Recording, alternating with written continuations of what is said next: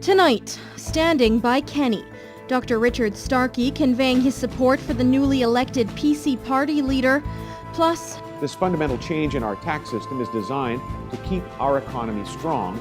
Premier Brad Wall hinting at a tax increase for Saskatchewan residents when the budget gets delivered this week, and we'd definitely like to encourage everyone to divert as much as they can from the landfill. City officials have a message for residents when it comes to spring cleaning. This is Newcap News with Nicole Stilger.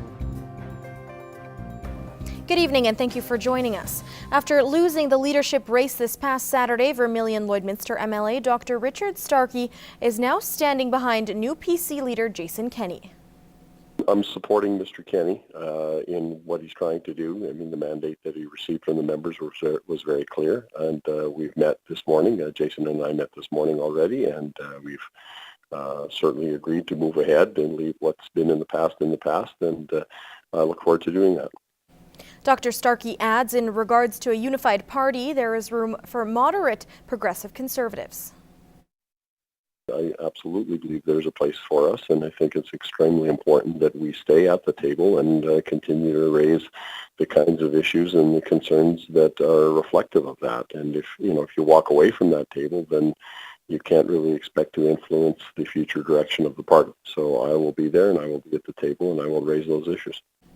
Starke also says he was humbled by the support he received during the race. When you know that support is there, it's something that's very stabilizing, and it gives you sort of a groundwork to work from. So, to the people of Vermilion-Lloydminster that have been very supportive throughout my campaign, I do want to say thank you.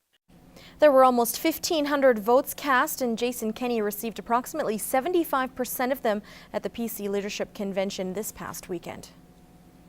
Saskatchewan Premier Brad Wall preparing residents for looming changes to the province's tax system ahead of Wednesday's provincial budget. In a video released this morning, he foreshadows a tax increase. This fundamental change in our tax system is designed to keep our economy strong while generating the revenue needed to ensure important public services are sustainable and affordable in the long run. The Premier is hinting a move to consumption taxes is in the works. While not giving away any specifics, the Premier says the potential changes are due to the province's lower than expected resource revenues, while also vowed to bring the budget back to balance within 3 years. Some other governments have decided not to make the tough choices to control and reduce government spending and are simply continuing to run deficits indefinitely. We will not do that. The budget will be delivered on Wednesday with a $1.2 billion deficit. While temperatures are rising and the snow is melting as we officially enter the spring season, as many people begin their annual spring cleaning, city officials are saying to beware of what items are being thrown away. Brian Lentz with more. As residents begin cleaning up after the winter thaw, the city wants people to recycle as much as possible. We'd definitely like to encourage everyone to divert as much as they can from the landfill. Things such as organics can go into your organics card. Recyclables such as old documents, old papers can go into your recycling. De La Rosa adds while large items should be taken to the landfill directly, there are some household chemicals that need to be disposed of differently. Cleaning materials, propane tanks, those definitely cannot go into the landfill cell, but they can call the City of Lloydminster, and we can definitely make arrangements for some disposal options. Instead of throwing everything away, the city also encourages people to donate what they can. You're supporting a good cause by donating. Your items may end up in a client's home, or they may end up on the shelves of the store, but they would be sold and all the proceeds would be supporting the clients. The Interval store has just undergone their own spring cleaning and say they are always looking for donations.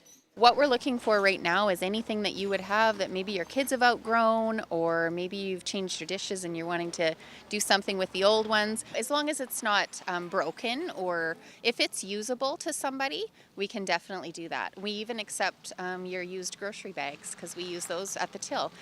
Braithwaite adds though they cannot accept car seats, cribs, or helmets, anything else is appreciated. Furniture, clothing, household, toys, books. Brian Lentz, Newcap News. Well, the city's new travel guide has been released with some new categories added in this year's edition. The Lloydminster Local and Travelers Guide has added arts and culture, showcasing public art and locations that offer a creative experience. For its third year, the guide is typically geared towards tourists, but Red Bicycle and Chamber of Commerce hopes the community can take advantage as well. Everyone explores other areas, but how often do you really explore your own? You take things for granted all the time, and so we worked on developing something like that for Lloyd when we discovered that one didn't currently exist. Readers will discover the history of Lloydminster alongside maps of where to eat, local shopping locations, activities, as well as places to see in the border city and surrounding areas. So many new businesses open up in Lloydminster, and it's nice to kind of showcase the new and upcoming events, as well as pay tribute to those who are still here and have been with us for 10, 20 plus years. The guides are free of charge and available today at the Chamber of Commerce offices. They will also be online and distributed around the city throughout the week. Well, about 350 people engaged with the RCMP's annual performance plan survey in its first week, and more than 500 people took in the Battle of the Badges hockey game. Inspector Neil Pearson discusses the survey and his first experience at the annual tilt. Inspector Pearson, thank you so much for your time today. Just first, last time we spoke, you mentioned you were trying to get tougher on traffic violations. Tell me what you have been doing and what kind of success you've seen with some of your strategies.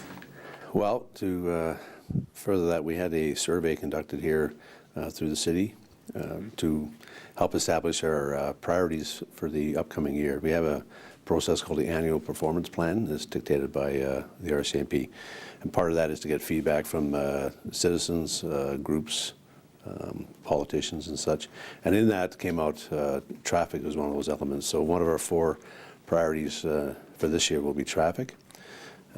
So we're doing a bit more emphasis on it. I've advertised a position. We're going to get a member stationed or involved in that. And it's going to be just a different emphasis on traffic and visibility. But we're just in the sort of the beginning processes. But I've also told my detachment that traffic is a priority and to get out there. And I've seen an increase in presence and enforcement on not just a ticket standpoint, but also warnings. Education is part of this too, right? Part of that of the survey that came out was a focus on drugs, on property crime, and as well as our visibility in the city. And when it comes to property, of course, we're going to focus on theft from vehicles or break-and-enters and that sort of thing. So we're providing some education to people, but we ask that, again, weather's changing, people are out and about, more people on foot, is to keep your vehicles locked, keep your property well lit. Just be vigilant, and if you see anything suspicious going on, please give us a call. We seem to get a lot of, well, I didn't call and I didn't want to bother you, but you're not bothering us. That's our job, so we'd appreciate that. Perfect. Well, on a bit of a lighter note, switching gears here, it was your first experience with Battle of the Badges. Tell me from your end, how did that go? It was very well. It was a really good workout. I really appreciate it. We have a good crew here. I really enjoyed the camaraderie with the fire department, and the joking that went back and forth was a lot of fun. I did predict 9 goals and we got 10, so I was very happy with that. But I think raising money for the 2 charities, I think we raised almost $13,000, was basically the reason we did it, right? And but it's nice to be engaged with our fire department and the first responders. So no, it was a lot of fun. And I was talking earlier, I was reminded back when I joined in 1990, and prior to that, a lot of times members were, when they went to a small detachment, especially in Saskatchewan, Alberta, that the first question asked by the commander was if they played hockey. And sometimes people were actually transferred based on their hockey skills. So there's a lot of tradition with the force playing hockey against in competitive hockey. So no, it was a great time. I really enjoyed it. While many people in the border city are already planting seeds for their garden, a staple for these green thumbs is tomatoes. In this week's edition of Retrospect, Gina Martin shows us how a science experiment is testing if tomato seeds grow better once up in outer space.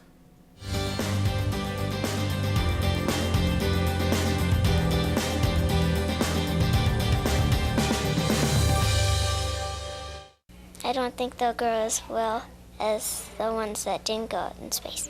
Students in grades 4 to 7 at the Painton School planted 50 canola seeds earlier this week. That's nothing special, however, half of those seeds are. They were part of the bundle Canadian astronaut Bob Thirsk took into space aboard Shuttle Columbia in June of 1996. The main reason canola was chosen, because it was developed in Canada. And the seeds were small. They needed to take something small up into space. They couldn't take seeds that were large. They only had so much room. The students will monitor the growth of the space-grown seeds compared to regular canola. The results will then be sent to the Canadian Space Agency along with the results from other participating schools. Webb says the CanoLab project is an excellent education tool. Not only are they learning about the canola seeds and the canola plant and the canola industry, but as well as the space shuttle and the effect that space will have on the seeds themselves. The students are having a lot of fun with the project. You learn new things about canola, and it's fun to watch them grow a bit. Like the space seeds are already growing different. 20 years later, this grade 6 class is conducting a similar experiment. The class was given 2 packets of tomato seeds. So the experiment is called Tomato Sphere, and so they give us 2 packages of seeds. And one is a control group where they're just regular, untreated seeds that you could buy at a store. The other package could be containing seeds that were treated in a minus 80-degree vacuum at the University of Guelph or sent up to the International Space Station for 3 months. So last year, we were lucky enough to have one of those seeds that was in the space station. And so that actually, last year, our results were better for the treated seeds, the ones that went to space. The students already have a hypothesis that the seeds which have grown the tallest are ones that have been sent up to space. As for the actual results, we will have to wait and see. That's all for Retrospect this week. I'm Gina Martin. Well, with the first day of spring comes new sporting seasons. One of those sports is badminton, and Kitscoty High School hosted the first of what will be many weekend tournaments throughout the shuttlecock season. 50 teams took part in the one-day tournament, and the big winners of the day, Holy Rosary. The Raiders did something new, bringing 4 medals back to the school. It's the 5th year in a row with the juniors I came here, and this is our best medal haul. So I knew we had a strong team coming in. I had, high expectations for them. They knew that they had the chance to do that, and they definitely exceeded their own expectations and their coaches too. With only one main practice completed before the tournament, earning wins is less about skill and more about the intangibles of grade 9's face on the court. With teams of 2 and individually, they just have to, dig down deep on their own and just not give up on the plays. And I saw that tonight with them, where there's close games and they know it comes down to just a few key rallies, and then just seeing them not give up on it, I think that's the difference really at the end. Play continues this weekend in Meadow Lake, with Holy Rosary hosting its own junior tournament Saturday, April 1st. Well, the Lloydminster Red Dogs season nearly upon them, and the team hoping for another successful season when they defend their Capital District Tier 1 championship. Now, that championship depends heavily on the quarterback position, a position that's expected to be manned by Garrett Musgrave. The grade 11 Lloyd Comp student gets his first start at a position previously held by outgoing QB Tommy Yanchuk. Garrett's an athlete, and when you're athleticism like that, you can move to multiple positions. And we knew that this year was his year. Being the vet, I guess, on the team, he deserves that. But he can move, he can run with the ball, and he's got a heck of an arm. Matter of fact, what I got to coach him is to back that arm off a little bit at times, right? So, a lot of fun. Musgrave's Lloyd Comp Barons have also enjoyed success in previous seasons, something he attributes to the Red Dogs program. It gets the guys that come out early to be back in pads, hitting people, running routes, catching balls, tackling, and just gets them in the right mindset for fall. And as soon as fall comes around, they want to get back going again. They want to hit, they want to catch, they want to just have fun. And it's a great learning experience here. They learn so much from spring. They can just absorb it right into fall, and it's honestly, they get way better playing here than they would if they wouldn't come out. Now, although the team lost roughly 20 players from last season, veteran players like Musgrave give the coaching staff optimism. It's a good, solid group of veteran guys, and they don't lose much, and I don't think that'll change much this year either.